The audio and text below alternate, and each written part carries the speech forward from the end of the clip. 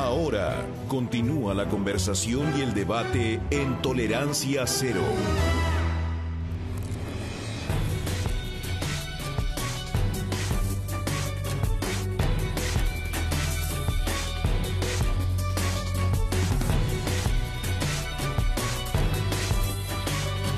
En este programa con Alberto Mayol estamos en Tolerancia Cero y la palabra la tiene Daniel Matamala. Muchas gracias, don Fernando. Alberto, en su franja, usted dice lo siguiente: si piensas que da lo mismo quedarse en casa y no ir a votar, es porque no entiendes nada.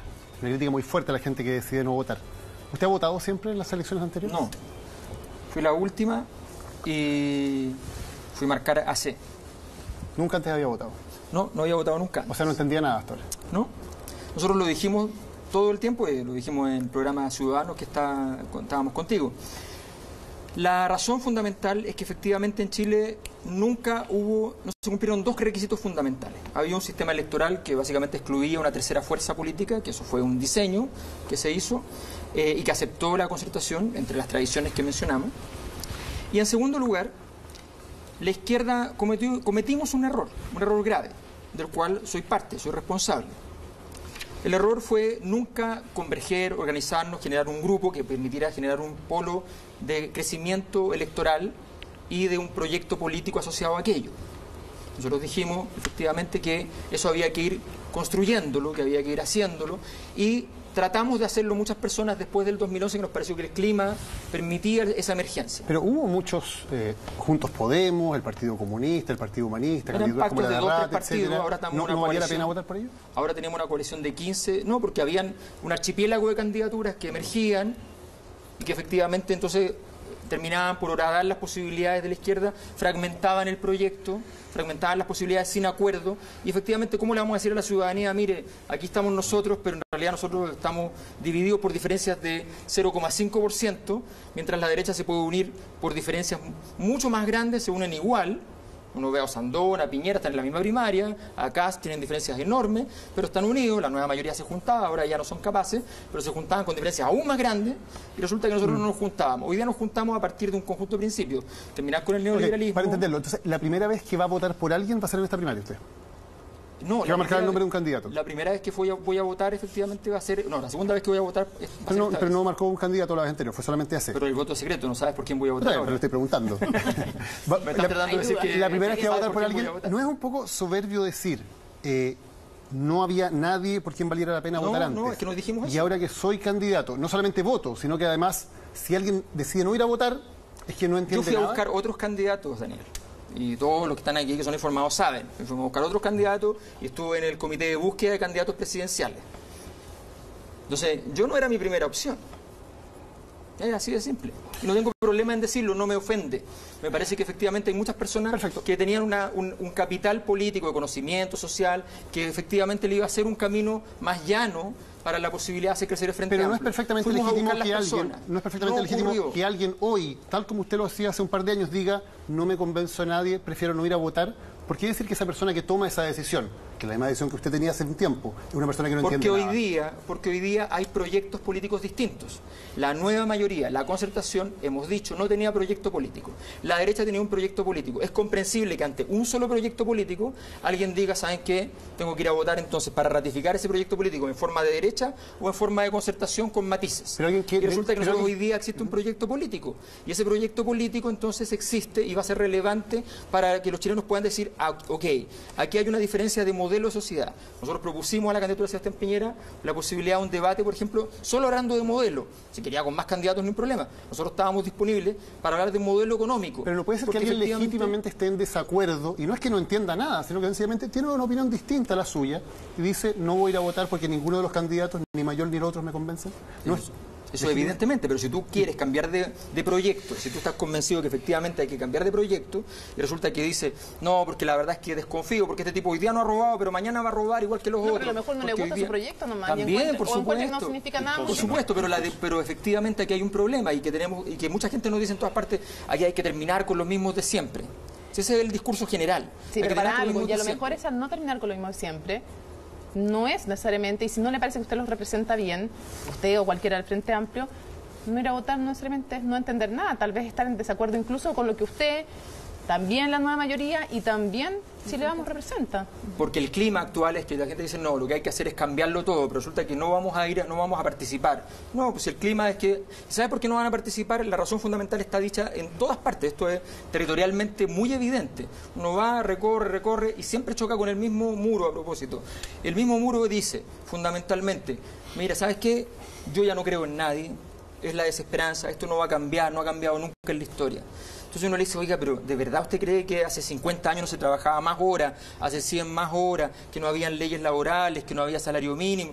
No, si esto va a seguir igual, esto ha sido siempre idéntico. Y siempre tomamos con lo mismo. Entonces yo digo, la verdad es que este es un momento en el cual tenemos que pararnos un poco y decir, a ver, hay dos proyectos. Hay un Chile con dos proyectos, la nueva mayoría tendrá que dirimir hacia qué proyecto se pliega, porque hoy día no tiene proyecto. Y en eso creo que estamos de acuerdo. Y entonces, efectivamente, frente a eso tendrán que plegarse. Y frente a eso los electores tendrán que tomar una definición. Si no votan, en la práctica lo que están haciendo es ratificar por mandato a quienes tienen más poder en Chile, porque eso es lo que pasa. ¿Fue lo mismo que usted hizo durante todas las anteriores votaciones? No, porque las otras veces no había condiciones ni siquiera legales, había un sistema binominal que impedía que tú fueras una fuerza política. Las elecciones presidenciales no tienen sistema binominal. No, el sistema binominal determina todo. Tampoco. No, eso es falso. Eso es falso. Es sociológicamente falso. Es sociológicamente falso, porque resulta que el sistema binominal lo que establecía es la existencia de un conjunto de pactos. Y los pactos vertebran todo, inclusive la proporcionalidad en las municipales, inclusive la presidencial. Ese es un elemento que es bastante claro. De hecho, hubo elecciones en que habían varios candidatos y una sola lista parlamentaria. Un ejemplo, cuando la derecha se dividió entre Piñera y Lavín, pero tenían una sola lista parlamentaria. El binominal no significaba necesariamente que esos pactos pero ese pacto parlamentario resulta que vertebraba la idea de una derecha que estaba unificada en un proyecto común. Ahora, usted al mismo tiempo está a favor del voto obligatorio. Sí. O sea, está a favor de que a las personas que no vayan a votar se les multe. Yo estoy a favor en el tiempo, yo lo he dicho, pero no está en mi proyecto no está en mi programa, no dice en ninguna parte poner voto obligatorio porque hoy día sería absurdo. ¿Y por qué sería absurdo? Porque la gente no cree en la política, entonces hay que creer en la política para que efectivamente tenga valor. Es una obligación, Si tú la incumples, que es un acto legítimo, un acto político, si tú la incumples, esa obligación y dices yo quiero manifestar, entonces efectivamente asumo la sanción, que puede ser ir a hacer clases de X cosa, recibir clases de X cosa, una multa, lo que sea. Se asume la sanción, es un acto político donde tú asumes. ¿Y usted hubiera pagado esa sanción? Por supuesto, sin ningún problema. De hecho, me habría encantado mucho más porque significaba justamente el significado político del acto. Esa sanción era una multa, usted la podía pagar. Otras personas no se la cobró nunca nadie a nadie. Pero eso no una multa, pero a nosotros nos parece que no estamos hablando de la legislación existente anteriormente, estamos hablando de que a nosotros nos parece que efectivamente la sanción puede ser una multa o puede ser efectivamente. Pero ¿desde cuándo es válido para usted hacer obligatorio el voto? Desde siempre. No. ¿Desde qué minuto? Porque usted dice todavía no hacer obligatorio el voto. ¿Desde qué minuto o quién plantea el punto cero? Señal Estado. Pero me refiero a quién plantea el punto cero, la condición política en que realmente a usted le parece que moralmente es aceptable que ahora todos estén obligados a votar. Las autoridades que vengan más adelante, es natural, o sea, lo que estamos diciendo. Le pregunto a usted en qué condiciones políticas le parece. Estamos hablando de algo que no está en mi programa, estoy hablando de algo filosófico, entonces déjame explicarlo filosóficamente. Filosóficamente hablando, lo que viene es lo siguiente. Hoy día en Chile tú le dijiste a las personas que el voto era voluntario. Y las personas dijeron, bueno, voy, no voy, da lo mismo. Y resulta que entonces en Chile es obligatorio, bueno, más o menos, pagar impuestos, ¿ya? Pero es voluntario votar. Entonces, ¿cómo podemos establecer que no hay una obligatoriedad? ¿Cómo podemos establecer que una cosa tan importante como efectivamente un mínimo de participación, que ojalá sea mucho más temática? Siempre es muy importante eso. Ya, entonces la obligatoriedad. Por eso, siempre es muy importante esa participación. Pero tú no puedes decirle ahora que el Estado, como Estado, nos hacemos cargo de lo que tomaron la decisión otros antes. Nos hacemos cargo de esa decisión. Como Estado le vamos a decir, no, ahora que usted no va a votar y que no le gusta nada y que no confía en nadie, ahora va a estar obligado a ir a votar porque queremos que suban los indicadores. No, es una irresponsabilidad. Lo que decimos es que empiecen a subir los indicadores, que recuperemos la confianza, pasarán 5 años, pasarán 10, pasarán 15, pasarán 20, cuando tengamos un estándar más alto decimos, ya, ahora cambio cultural ocurrido, acontecido, las leyes deben seguir muchas veces los cambios culturales y no querer producirlos siempre desde la legislación, se puede establecer la obligatoriedad. Un problema filosófico no está en mi programa de gobierno, no está para los siguientes 4 años, aclaremos el punto. Ok, yo quiero cambiar a un tema que también tú lo has mencionado muy vehementemente y que yo tengo la impresión de que no sé si se entiende bien o no se entiende bien. ¿Qué tiene que ver con básicamente esta idea que tú dices de darle a Bolivia salida al mar a cambio de un canje donde eventualmente Chile puede llegar al Atlántico. No, al Amazonas. Al Amazonas, bueno, al Amazonas, ok, puede llegar al Amazonas. Y que bueno, esa... hay ríos que llegan al Atlántico, sí. No, está bien. ¿Ah? Hay ríos que llegan al Atlántico. No, y del Amazonas supongo que uno podrá seguir para allá. Pero ok, te voy a respetar tus límites. Llegas al Amazonas. El punto son básicamente dos. Cuando tú dices que este canje se puede hacer con Bolivia, cuando el canje de la parte que Chile cede es como quieren los bolivianos, es decir, con soberanía, ¿sí o no? Los dos canjes son con soberanía. A ver, explícame los dos canjes. Nosotros reclamamos entonces, vamos a tener derecho soberano a los territorios que eventualmente desembocan en la Amazonas. No, enclaves, corredores. Corredores, ya. Integrado. Y este sería un corredor como el de Línea de la Concordia, como Charaña. Exactamente, pero sin enclave. En el caso de Charaña se ponía un enclave chileno en Bolivia, en este caso es con un corredor. Ok, mi primera pregunta es esa, y te voy a dejar las dos para que no interrumpirte más. La primera pregunta es esa, si es que esto es soberano para Bolivia y eventualmente soberano para nosotros con compensación, porque es un canje. Y la segunda tiene que ver un poco con lo que planteaba recién Catalina, que es ¿por dónde se hace ese paso chileno? Porque por Arica necesita el ok de Perú. Y por la mitad de... No, por la mitad nunca. Bueno, por eso te digo. Ya una vez Pinochet, que tenía bastante más poder que tú en este momento, intentó ofrecerlo y le hicieron tapa, tapa y tatapón. Todos los que han tratado de hacer de alguna manera... Todos los que han tratado de hacer una cosa relativamente similar, rápidamente convencen a Bolivia de que es una trampa, porque al meter a Perú y Perú decir que no, Bolivia se queda sin nada. Y por lo tanto dicen, mira, cualquier persona que nos proponga desde Chile hacer una cosa que va a terminar en un acuerdo tripartito no va a resultar. Porque Perú va a decir que no y nosotros nos vamos a quedar sin nada. Entonces el problema con Bolivia no se resuelve así. Bueno, a ver, el punto es la negociación. O sea, el punto es tan simple como que nosotros decimos, no reconocemos un derecho histórico a Bolivia. Primero, porque si reconocemos un derecho histórico, además tendríamos que, si vamos a dar un corredor, tendría que ser por la tierra que era histórica, y en cuyo caso Chile queda partido en dos y es absurdo. Y además lo reconocemos porque efectivamente, si no, efectivamente estamos de acuerdo allí con lo que se ha planteado muchas veces en los juicios, estaría lleno de juicios en el mundo respecto al pasado y no sería algo razonable. Primero. En segundo lugar, no reconocemos entonces que el camino que adoptó Bolivia sea el más conveniente, porque la verdad es que obstaculiza las negociaciones. Reconocemos que Chile, la verdad, muchas veces negoció de una manera inadecuada, porque planteó que podía conversar, pero no podía conversar al mismo tiempo, y que se podía hablar, pero no se podía hablar. Nosotros decimos que estamos dispuestos a una conversación que sea conveniente para ambas partes. Tan simple como eso, una conversación conveniente para ambas partes. Esa conversación para ambas partes significa que Chile puede definir un camino de salida de Bolivia al mar que lo necesita, y Bolivia puede definir un camino de integración de Chile hacia el centro del continente con penetración hacia Bolivia, y Bolivia ofrece entonces una entrada que para ellos puede ser, si ellos nos ofrecen compartición territorial, bueno, es la oferta de ellos. ¿Y nosotros hacemos nuestra oferta? ¿Dónde sería? Y nosotros hacemos una oferta. La oferta de nosotros es muy parecida a la que se hizo en Charaña. Pero es que ahí son territorios que pertenecieron a Perú y por el Tratado 29... Y habrá que hablar y habrá que integrar a Perú en la discusión, porque los países cambian de gobierno. Habrá que informarle que Perú hoy día y hace muchos años ha planteado muchas veces que Chile podría plantear la posibilidad, y ha dado señales, y en algún momento les dio un acceso en el puerto de Hilo para dar una señal de que ellos estaban muy a favor, y por tanto hay señales políticas también de Perú de que supuestamente estarían dispuestos. Y hay algunas fuerzas políticas que han señalado... Perdona. Pero tú, de todos los candidatos, en este particular tema, probablemente tienes una ventaja comparativa que los demás no tienen.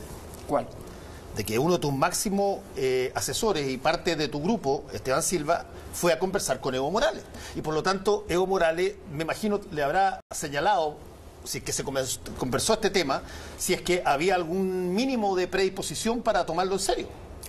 ¿Qué dijo? Evo Morales, ¿qué le dijo a tu jefe de campaña. Jefe de campaña. Que está aquí atrás del... Sí. No, y lo conozco, una persona que lo he entrevistado algunas veces, pero tiene una ventaja respecto de todas las demás candidaturas porque tú hiciste un paso que no ha hecho nadie, que fue ir a hablar con Evo, y Evo Morales te tiene que haber dicho, mira, upa, okay, así o así.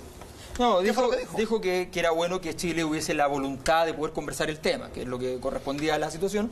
Luego, llegando a su país, su ministro de Defensa señaló que no le gustaba la propuesta. Entendemos que es una señal de que la propuesta no les parece del todo buena porque tiene conveniencia para Chile importante y que evidentemente Chile también sale ganando. Entonces, la verdad es que no es parte de... La verdad es que nosotros creemos que ahí Bolivia se confunde porque obviamente en política exterior no existen los regalos. Yo no conozco en la política exterior del mundo, ¿ya? Lo más parecido a un regalo son las compras como Alaska y cosas así que se compraron, pero la verdad es que regalos no existen. Lo que existen son negociaciones. Y Chile tiene un problema, y es que Chile es un país aislado, cercado por la cordillera, el desierto, el mar, con kilómetros de distancia a otros países, la Antártica, y resulta que no tenemos penetración hacia el centro del continente donde están las principales riquezas, las principales economías, y podemos llegar con un territorio soberano, y si Bolivia le interesa aquello, está dispuesto a aquello, podemos efectivamente negociar con ellos una salida al mar. Eso es el pero camino de negociación. ¿No te dieron un mínimo tip sobre si es que estaría Bolivia dispuesto a que este lugar fuera por Arica, o sea, por el límite con Perú? Recibió la propuesta con amabilidad, dijo que bueno que estén dispuestos a conversar, y llegando al país, a su propio país, mandaron a decir eso por prensa, que supongo que es la respuesta del gobierno de momento. Pero eso es negociación, y vienen otros presidentes en Bolivia, y vendrán otros presidentes en Chile, y estaremos en condiciones entonces de negociar con quienes les toque correspondientemente, y los peruanos yo creo que se pueden allanar perfectamente. Ojo, estamos abiertos a toda clase de negociaciones porque son en interés de Chile. Hay negociaciones, por ejemplo, en muchos países donde hacen corredores trinacionales. Y también existe esa posibilidad. A nosotros nos gusta más esta porque le da más poder geopolítico a Chile, nada más que eso. Eso es lo que ese proyecto tuyo es lo que los americanos llaman un non-starter, algo que no puede partir por una razón muy sencilla. Un canje supone que ambas partes son propietarios de lo que son propietarios y están dispuestos a un negocio, a intercambiar. Y precisamente el punto de Bolivia es que el territorio que perdieron en la guerra del Pacífico, Antofagasta, es de ellos, y hay una soberanía que alguna vez se tiene que rescatar, pero por el momento, por lo menos, quieren rescatar un puerto soberano con salida al mar y todo. En otras palabras, ellos no aceptarían un canje porque eso supondría inmediatamente validar la premisa de que ese territorio es chileno, y una vez que hacen eso están en un callejón sin salida. Así que por ese lado, y por eso que se limitan a ser amables y decir, bueno, conversemos y volvemos a la casilla inicial. No es muy probable eso. Bueno, evidentemente no es muy probable. Han pasado muchos por no decir años, imposible, han pasado 100 años y no hemos resuelto el problema. Nosotros tenemos una propuesta para resolverlo. Si nos va bien, nos darás la mano derecha y nos dirá qué bueno. Ahí veremos. Alberto, en segunda vuelta, ¿están dispuestos a hacer un pacto de apoyo recíproco con la... Yo sé que la respuesta clásica que da tú y en general el Frente Amplio es esto lo tiene que decidir el Frente Amplio. Pero en otros temas en que también sabemos que lo tiene que decidir el Frente Amplio, tú planteas tu punto de vista, diciendo siempre, obviamente esto sometido a lo que decía el Frente Amplio. Entonces me gustaría saber si estás dispuesto a un pacto de apoyo recíproco entre todos los que no sean, en el fondo Chile Vamos, pensando en la segunda vuelta, y en qué condiciones estarías dispuesto a eso, si es que estarías dispuesto. Que debe ser más fácil que hacer un acuerdo de canje con Evo Morales. Sin duda.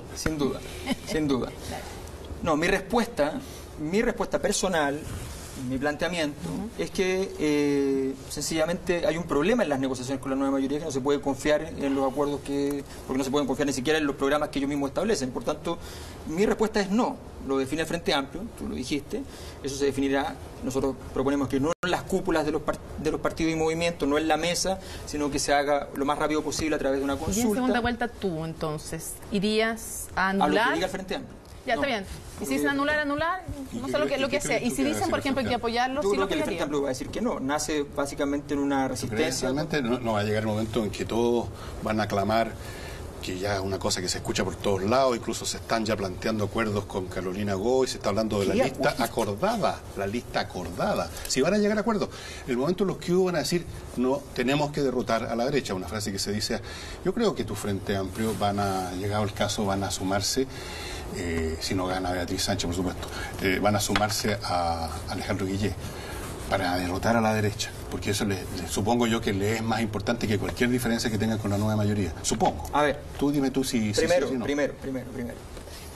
Felizmente presidente y hemos logrado avanzar también en aquello. El Frente Amplio no tiene propietario, así que no es mi Frente Amplio, ni encantado estaría de aquello. En segundo lugar, aquí detrás de todo esto parte la premisa, que es muy grave para cualquier candidatura y para cualquier fuerza política, que nosotros no vamos a ganar. Es una premisa que yo la entiendo. Por lo menos. A ver, Sí, está bien, yo la entiendo. Hay que acostumbrarse a hacerle la misma pregunta a Guillé y a Goich en todo caso, pero más allá de eso, quiero entrar en detalle porque creo que es una pregunta... No, es que no... Son personas distintas, Alberto. Uno le pregunta cosas distintas a personas distintas, porque si no, bueno, pondríamos una grabadora aquí y la echaríamos a andar simplemente. Ellos van a tener que... No, la radio. Mira, nosotros no podemos... Nosotros esperamos que esa pregunta se la hagan porque también existe la posibilidad de que acontezca lo contrario. Sencillamente lo que estoy diciendo es lo siguiente. Y lo quiero decir porque efectivamente en este sentido creo que tú interpretas a mucha gente. Ojo, no estoy negando que esta pregunta es relevante. Ya, entonces. Ya. Interpretas a mucha gente que cree que no vamos a ganar. Y que entonces la pregunta es cómo vamos a negociar. Hay mucha gente que va a votar por el Frente Amplio que cree que no vamos a ganar. Y que ahí hay divisiones de si hay que negociar o no hay que negociar, pero que creen que no vamos a ganar. Yo les quiero decir una cosa. Nosotros tenemos algo que es muy importante, lo dije al principio. Tenemos un proyecto. Parece tonto, pero tenemos un proyecto. Un proyecto de país para el futuro. A 20, 30, 50 o 100 años plazo, dependiendo de las temáticas. Un proyecto. La derecha tenía un proyecto excluyente de unos pocos, y con ese proyecto hizo maravillas y gobernó durante años. A tal punto cuando la derecha llega al gobierno dice, somos el quinto gobierno de la concertación. Y hasta se rieron de sus rivales. Pues bien, nosotros decimos, tenemos un proyecto inclusivo de millones de personas basado en los movimientos sociales, donde le hacemos caso a esas movilizaciones. Eso es muy valioso. Solo un proyecto le puede ganar un proyecto. ¿Pero, Alberto? Tenemos algo valioso que puede derrotar a la derecha. Está bien, Alberto, entiendo tu fe, esperanza y caridad en esta materia, está muy bien, pero pongámonos en el caso absolutamente improbable, hipotético, terrible, de que el Frente Amplio no logra ganar. Ahí supongo que se impondrá el criterio, hay que derrotar a la derecha, ¿o no? A la derecha... A la derecha. ¿A eso cuál no sé, es la frase que dice la izquierda, hay que derrotar a la derecha. ¿Cuál izquierda? La izquierda en general. Alberto, no trate de darle vuelta al asunto. ¿Qué postura van a tener? ¿Qué postura? Es que tú dices, la frase que dice la izquierda, hay que derrotar a la derecha. Nos dijeron muchas veces eso. Ya. Muchas veces eso. Entonces, ¿cuál es la postura que van a adoptar si les dicen a ustedes, oigan, chiquillos, vengan a votar por nosotros porque hay que derrotar a la derecha? ¿Qué van a decirle a ustedes? Bueno, nosotros ¿Le va a pedir una definición vamos semántica? a decir, ¿ustedes acaso no trabajaron para...? A ver, aquí el problema es que ni siquiera es que haya derecha e izquierda. Aquí hay grupos económicos que compraron política. Y lo compraron en la nueva mayoría y en la derecha. Pero para usted, Alberto, ¿da lo mismo que el próximo presidente sea Piñera o sea Guiller? Si nosotros no vemos que hay un proyecto en Alejandro Guillé, un proyecto, no una lista de supermercados, un proyecto, no cosas que se le cuelan en el programa, un proyecto, si nosotros no vemos eso, ¿cómo vamos a decir que son diferentes? Pero perdona, da lo mismo. Pero perdona, es que... ¿Cómo voy a decir que es diferente? La pregunta que está diciendo Daniel, de alguna manera, me imagino, incluye un espacio donde, si es que ustedes van a apoyar a alguien, puedan negociar. Es súper sencilla. Da lo mismo que el presidente sea Piñera o Guiller si llegaran a haber esas dos alternativas y no hubiera otra. Si llega un candidato y nos dice, señor Guillé llega, se acerca a nosotros y nos dice, mire, nosotros hemos hecho un acto de contrición. Todos estos señores que han estado metidos en una serie de cosas no van a estar en el futuro. Vamos a asumir 4 o 5 cosas en el qué, en el cómo y en el cuándo respecto a lo que significan las propuestas que ustedes han establecido. Si cambia el escenario y hay un acto de generosidad política en términos de la posibilidad de negociar temas relevantes para el país, como se negociaron en los acuerdos del 30-40, Allende Cruzco, como se negoció la nacionalización, nosotros decimos, hay un proyecto. O sea, o al menos... Guillé se disfraza de Alberto Mayor, no, hay proyecto. Porque eso ya ocurrió con Michelle Bachelet y no funcionó. Si no se disfraza, si llega con un proyecto que establece un conjunto de componentes, si lo hace frente al país, si lo establece con fechas, si dice esto vamos a trabajarlo de tal manera, y en el cómo, en el cuándo, en el qué, todos los detalles uno puede estudiarlo. Pero, Alberto, pero cuando no hay nada, ¿cómo lo vamos a estudiar? Uno plantea un escenario usted se ha dicho varias veces, nosotros sí tenemos un proyecto, lo ha repetido muchas veces. Pero a mí no me queda claro cuál es ese proyecto, porque usted tiene algunas ideas que de hecho Beatriz Sánchez no comparte, el tema de la expropiación, por ejemplo, que hablamos mucho, de nacionalizar el SEGUEM y el Mercurio, el tema. Hay varios temas que usted plantea, Beatriz Sánchez no los plantea. Sí. Y además el proyecto final del Frente Amplio se va a definir el 31 de julio, recién. Pero hay y es probable que muchas de las cosas que hemos conversado puede que ni estén en ese proyecto final. Entonces, ¿cuál es el proyecto? ¿El suyo, el de Beatriz Sánchez, que son distintos, ¿O el que finalmente va a tener el Frente Amplio? El Frente Amplio tiene un proyecto genérico, general, que es un proyecto que está basado en salir del neoliberalismo como modelo económico, la democratización relevante de nuestra política, y eso incluye la Asamblea Constituyente, terminar con las FP, la educación gratuita y los derechos sociales como un pilar fundamental de la sociedad chilena, terminar con la cultura de discriminación en la sociedad chilena. Todo eso es parte del Frente Amplio, eso es parte de nuestro proyecto.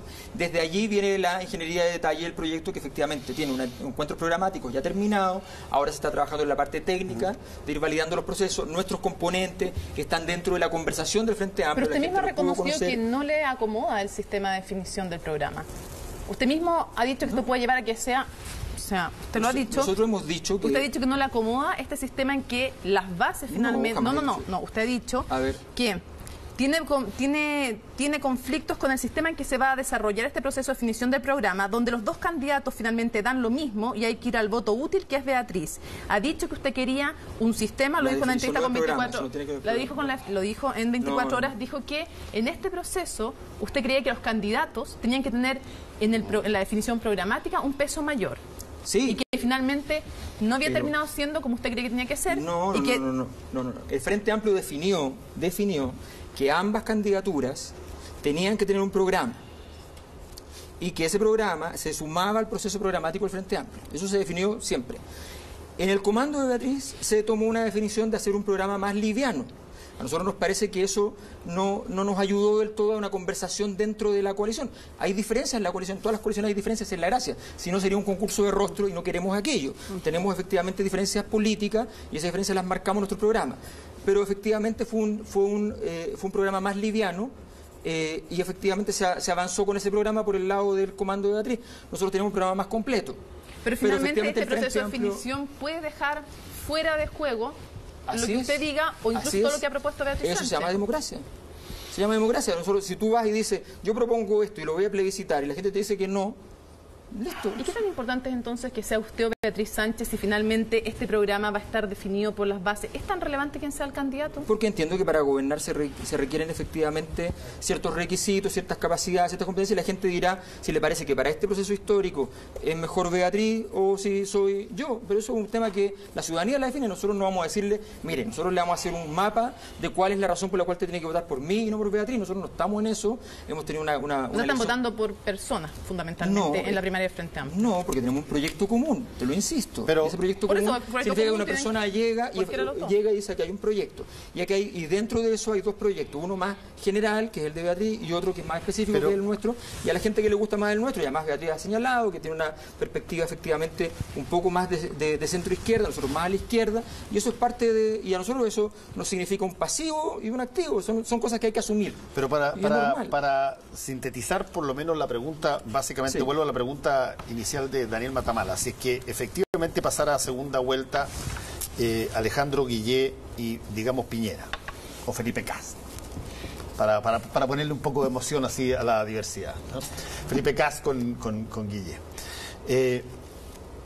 Tú lo que estás diciendo básicamente es que Guillé tendría que hacer una cantidad de concesiones dentro de su programa para que se pareciera lo más posible al tuyo, para tener una posibilidad de que la centroizquierda o la centroizquierda, porque supongo que estará la democracia cristiana ahí, partida o no partida, pero estar ahí, con la izquierda, tengan la posibilidad de derrotar a Piñera. Si es que no hay esa concesión seria en términos de contenido del programa, no basta con que básicamente uno sea de derecha y el otro sea de izquierda. Vuelvo al país normal. En los países normales, cuando viene el momento de negociar efectivamente poder, en vez de decir, mira, ¿qué te toca a ti, qué me toca a mí?, lo que dicen es, oye, nosotros tenemos un proyecto que es irrenunciable. Nosotros también tenemos un proyecto que es irrenunciable. Bueno, entonces esos proyectos no se pueden tocar y si son contradictorios no podemos negociar.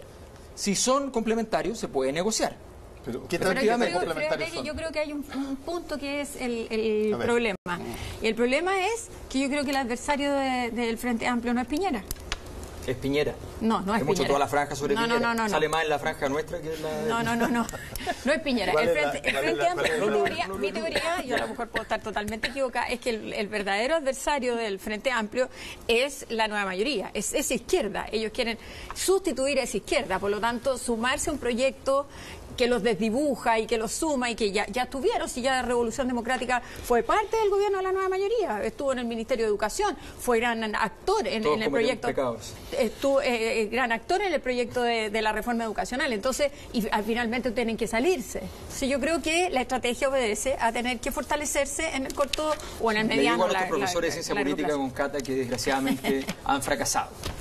Han fracasado. Efectivamente, no, para nada. Nuestro rival es la derecha porque tiene proyecto. Entonces, no podemos competir contra alguien que no tiene un proyecto.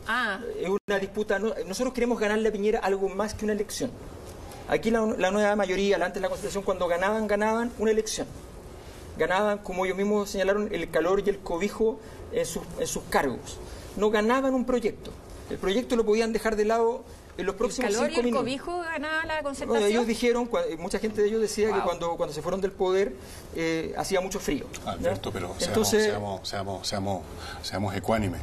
Yo no soy precisamente un devoto de la nueva mayoría, aunque sí era más o menos inclinado a la Concertación, pero no podemos negar que no se limitaron a hacerse elegir para el cobijo y todas las demás cosas. También por eso, por supuesto, yo creo que eso es un factor importante.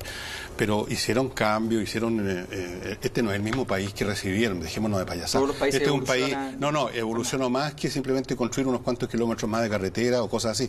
Evidentemente que este país tuvo cambios importantes. ¿Cómo se puede negar eso? Es un hecho que está ahí a la mano.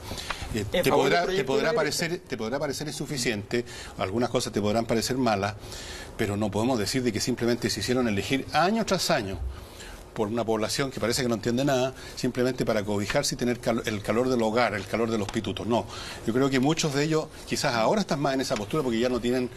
Ya se les desintegró la poca épica o mística que pudieron haber tenido, su ideología se cayó en pedazos. Ahora sí, pero no en el pasado. Esta gente no estaba en esa postura. Última intervención porque tenemos que terminar. Pensé que me ibas a hacer una segunda pregunta complementando. Ni siquiera una pregunta, es un comentario, porque creo que hay que ser ecuánime, Alberto, sobre todo cuando uno está optando un cargo de importancia, de ver la realidad como es. Uno no puede negar en cualquier posición que esté. Incluso la derecha reconoce muchas cosas que se hicieron en estos años y negarlo así a rajatabla me parece muy irrealista, me parece muy voluntarista. Entonces tendría que hacer una lista de todas las cosas que me parecieron que estaban bien. Trata de resumir los 2 minutos que quieran. Basta con unas 2 o 3. Basta con unas 2 o 3. Bueno, efectivamente, por ejemplo, el auge me parece que satisface una problemática importante, que los sistemas de salud, cuando son solo de oferta, se quedan sin seguir las demandas de las enfermedades, y cuando son solo de demanda tienen problemática, y por tanto este sistema más o menos integra, y no lo encuentro del todo malo, y hay que perfeccionarlo, y es un avance. Eso es un avance, efectivamente, y todos los países avanzan, y efectivamente eso ha ocurrido con muchos países que han tenido muchas problemáticas, donde en alguna dimensión se avanza. Hemos dicho que parte de nuestra propuesta se parece a la de Charaña, esa propuesta es de Pinochet. O sea, efectivamente, en cualquier parte uno va a encontrar elementos razonables. Hay elementos razonables antes del año 98 en el hecho de tener cuidado y administrar el poder del mundo militar.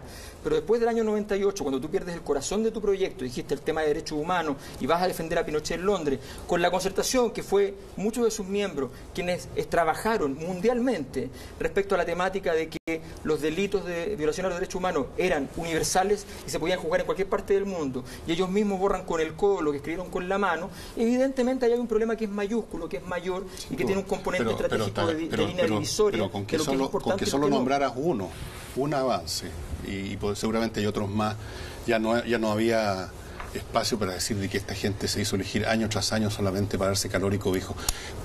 Además hay una cuestión que hay que siempre recordar cuando uno maneja una organización, y es que hay que hacer lo que es necesario, ni más ni menos. Y a veces esa necesidad tiene cara de transaca, tiene cara de lo que se llaman después, cuando uno está con las manos limpias, cuando uno tuvo que pasar por eso, se habla de traiciones, se habla de cochinada, pero muchas veces las cosas se tuvieron que hacer, como muy bien lo conversamos la otra vez acá entre nosotros en los primeros años de la Concertación, cuando el tema central era la democracia. Por eso, déjenme terminar, por favor. Por eso nosotros lo que hemos dicho es que hicimos gran parte del programa mirando países que estuvieran en la media hacia arriba en calidad de desarrollo y que tuvieran políticas públicas que funcionasen en temas medioambientales, en los temas del agua, y dijimos, bueno, apliquemos ese tipo de legislación, hagamos de Chile un país normal. Varias de las medidas son profundamente socialdemócratas, aquí suenan totalmente izquierdistas, y resulta que efectivamente aparecen porque está corrida la línea, desgraciadamente. Nosotros decimos simplemente, aquí tenemos un proyecto, Aquí tenemos un proyecto y hay mucha gente que no ha entendido nada porque efectivamente tenemos un proyecto frente al cual queremos competir con la derecha. Con un proyecto, y ese proyecto incluye grandes elementos que son experiencias mundiales de toda clase de países y donde nosotros queremos entonces construir un Chile nuevo. Nos parece que es obvio, Chile fue refundado en dictadura y puede ser refundado en democracia mucho mejor. Acostúmbrate en la vida, pero que tenemos mucha que gente ir, no te va a entender nunca. Ya. Soy profesor, así que no hay problema. Agradecemos a Alberto Mayol por esto y ya volvemos contigo porque pero todo el mundo sabe que volvemos. Todos sabemos que pero no se vayan. Es más mentiroso que un billete de Bueno, pan. vean.